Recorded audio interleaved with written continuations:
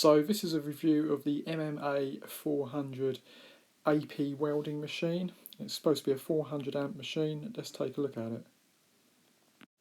So it comes with a 1.5 metre electro holder lead and a 1 metre return lead, which is not much, so you're not going to get very far with these leads.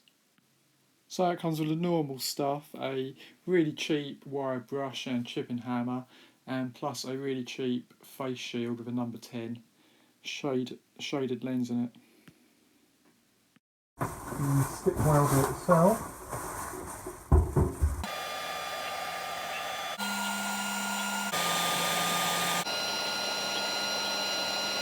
The 1 metre mains electrical cable. Okay, so I've got it plugged in. Let's just flick the switch on the back. And there we go. It's got quite a noisy fan on it, but at least it will keep it cool when it's running. So I'm just going to quickly test this machine. 6013 rods. I've got some 3.2mm rods, which are the ones that I usually use. It's the only size that largest size I usually ever go up to. I've got some 2mm rods. Just do a bit of welding with it. My welding's not the best. I'm not the best stick welder, but I can stick bits of metal together.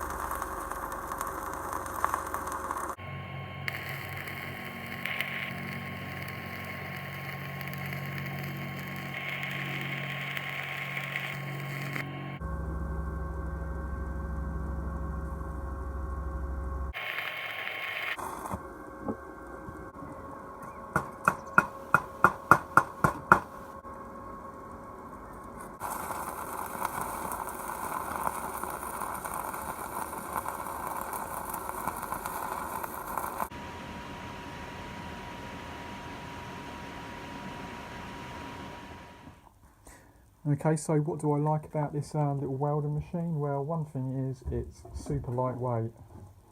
It definitely beats carrying a transformer-based machine around. I've got an oil-filled transformer stick welder, and that thing is about 40 kilos. This thing is it's under 5 kilos anyway, for sure. Yeah. So that's one good thing about these machines. Other good thing is it's got the DINS connectors on there, so we can easily extend the stick electrode and return lead. The leads that come with it, they're probably okay. The actual ground clamp, unfortunately, when I was welding, it's not crimped on, it's just, I don't know if you can see that, it's just bolted in between these two bits here of a screw. So the cable got hot and it started to heat up and it started to melt because it's not crimped on properly. This here, that's pretty much trash, that is. It's just, you know, it's not fit for the job really. I think I was welding probably about 15-20 minutes, and yeah, that's not good. Anyway, the stick holder, electrode holder, it's not too bad. It's just a shame the indents inside here weren't a bit deeper, but it does work. It says it on here, it says KB200, so I guess this is rated for 200 amps, and it did get a little bit warm as well while welding. and I was only welding with the 3.2mm rods, which it seems to burn really well actually, and the machine actually itself didn't get particularly hot while I was welding, so that's a good thing.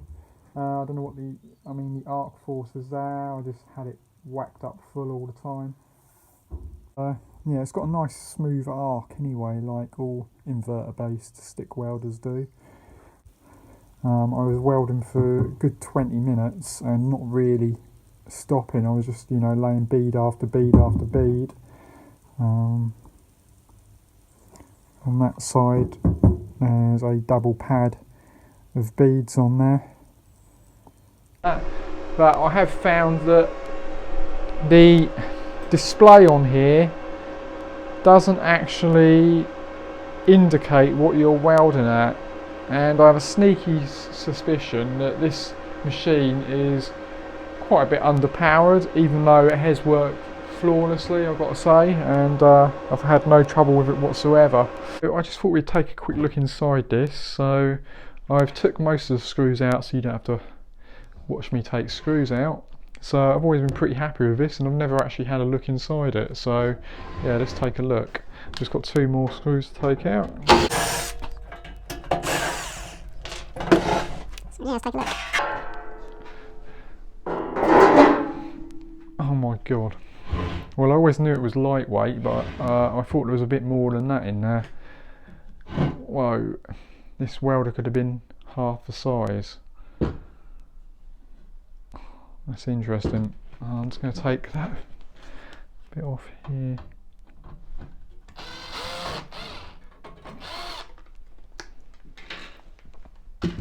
Right, see a bit better in there now.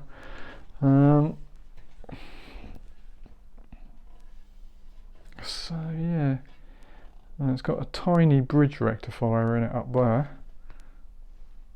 If you can see that, it's just down the back there, and then we've got 2 diodes in there. There's a heat sensor, 2 capacitors, and down the bottom here I've only got 2 transistors in here, as if.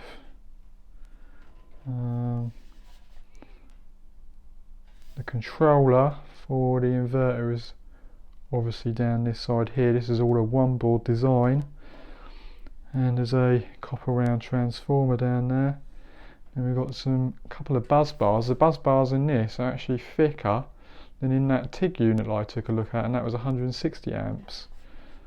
So we've got an aluminium buzz bar, and then we've got a copper one on this side, which is quite interesting. Yeah,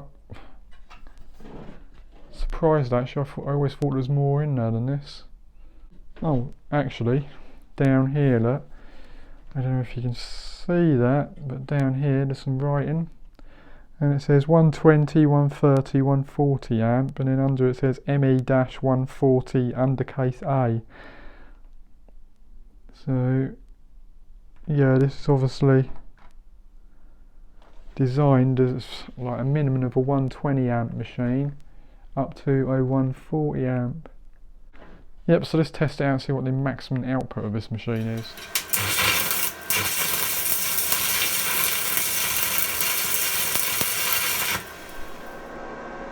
Yeah, so there we go, that's the AP Welding MMA-400 amp.